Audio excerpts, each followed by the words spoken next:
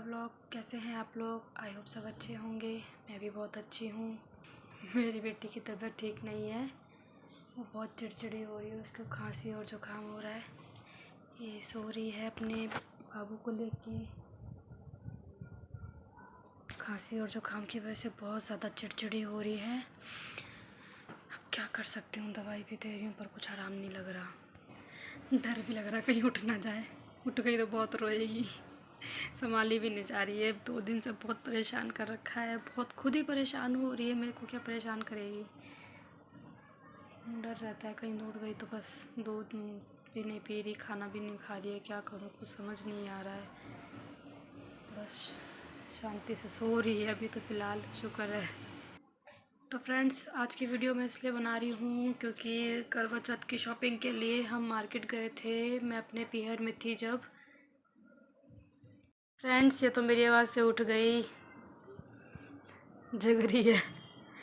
तो मैं कह रही थी कि हाँ, मैंने वीडियो इसलिए बना रही हूँ क्योंकि हम जब करवा चौथ की शॉपिंग के लिए मार्केट गए थे तो हमारे साथ एक बहुत बड़ा एक्सीडेंट हो गया है। बहुत बड़ी बात हो गई, हमारा सामान चोरी हो गया है।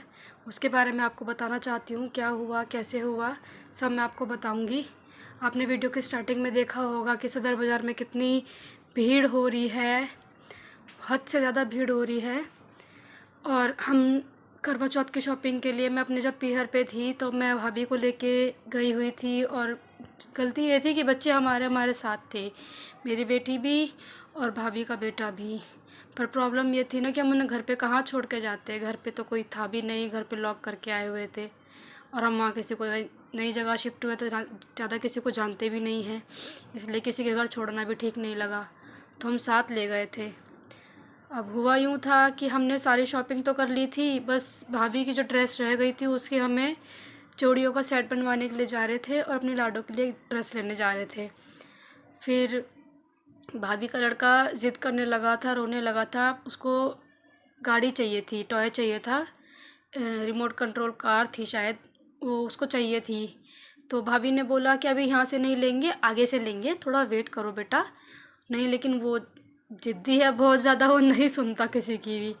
तो हम चले गए। फिर हुआ यूँ था कि भाभी आगे थी, उनके पीछे एक आदमी था और उस आदमी के पीछे मैं थी। मेरे पास मेरे बाबू थी, भाभी के पास सामान का थैला था और बाबू था। अब उनसे ये हुआ कि उन्होंने थैले के अंदर ही अपना पर्स डाल लिया। अब पर्स में फ़ोन भी था और पैसे भी थे, करीब 4-5 हज़ार रुपये होंगे, और फ़ोन भी पर्स में ही था, और उन्होंने थैले में डाले क्योंकि बाबू बहुत तंग कर रहा था कहीं हाथ से ना गिर जाए इसलिए। अब इतना धक्का मुक्की हो रही थी ना, तो पता नहीं कैसे उनके पर्स में से थैले में से पर्स निकाल लिया, जो बीच में बंधा था, हम दोनों के बीच में जो बंधा था वो। पहले पर्स निकाल लिया, फिर मेरी भाभी से बोला कि अपना बैग ठीक कर लो, और जैसे उन्होंने बैग ठीक करके साइड में को हुई, अब वो बंदा चला गया, ऐसे वो साइड में को हुई देखने के लिए कुछ निकला कि नहीं निकला। देखा तो पूरा पर्स ही निकल गया। हम फिर आगे तक भी देख के आए कि कहीं गिर तो नहीं गया, दुकान जहाँ पे लास्ट में शॉपिंग की थी वहाँ तक पूछ के आए। पहले मैं गई, मैं जाके देख के आई बच्चों को भाभी के पास छोड़ के। फिर मैं वापस आई कि मुझे नहीं मिला, फिर भाभी को नहीं हुआ तो वो खुद गई, बच्चों को मेरे पास छोड़ के वो खुद चली गई। जब उन्हें नहीं मिला पर्स तो बहुत रोई थी, मेरे को बहुत बुरा लगा कि मैं क्यों मार्केट आई इनको लेके। वो पहले ही मना कर रही थी कि बच्चों को ले जाना ठीक नहीं है, पर मुझे ये था कि मुझे ससुराल वापस जाना था, इसलिए मैं चाहती थी कि जल्दी से जल्दी मेरा काम निपट जाए ताकि मैं टाइम से अपने ससुराल पहुंच जाऊं। अब हुआ जो हुआ, अच्छा नहीं हुआ। हम तो बस यही सजेस्ट करेंगे कि प्लीज़ प्लीज़ प्लीज़ अपने पर्स का ध्यान रखो, और स्पेशली फेस्टिवल सीज़न में बच्चों को मार्केट ऐसे बाज़ार में तो बिल्कुल मत लेके जाओ। खासकर ऐसे छोटे जो ये बच्चे हैं हमारे गोद में ऐसे बच्चों को तो बिल्कुल ना लेके जाओ। अब क्या कर सकते हैं, जो हो गया। मेरी भाभी तो बहुत रोई थी, पुलिस कंप्लेन भी डाल रखी है, सब कुछ कर रखा है, पर खोई हुई चीज़ कहाँ मिलती है, खासकर फ़ोन तो बिल्कुल भी नहीं मिलता है किसी का। अब तो गाइज़, मैं तो यही सजेस्ट करूँगी, प्लीज़ इस टाइम पे मार्केट जाने को अवॉइड कीजिए। अगर जाते भी हो तो अपने पर्स का, अपने फ़ोन का, अपने बच्चों को तो खासकर लेके ही मत जाओ। सबसे बड़ी बात तो मैं यही कहूँगी, क्योंकि जो चीज़ गलती होती है ना इन बच्चों की वजह से ही होती है। देखो अब कितने आराम से जगी हुई है, मैं क्या करूँ। बच्चों को तो ना ही लेके जाओ तो ही अच्छा है। अगर जाते हो मजबूरी है तो हर चीज़ का ध्यान रखो, खासकर अपने फ़ोन का, अपने पर्स का ध्यान रखो। सामान तो खैर इतना वो नहीं है, ज़्यादा महंगा नहीं होता, बट फ़ोन तो बड़ी दिक्कत होती है। मेरी तो भाभी से बात भी नहीं हो पाती क्योंकि उनके पास फ़ोन नहीं है, और भाई लोग जो हैं वो सब ऑफिस चले जाते हैं। मम्मी पापा घर पे है नहीं, वो गांव गए हुए हैं, तो मुझे खुद उनसे बात करने में बहुत परेशानी हो रही है। कुछ समझ नहीं आ रहा क्या करूं।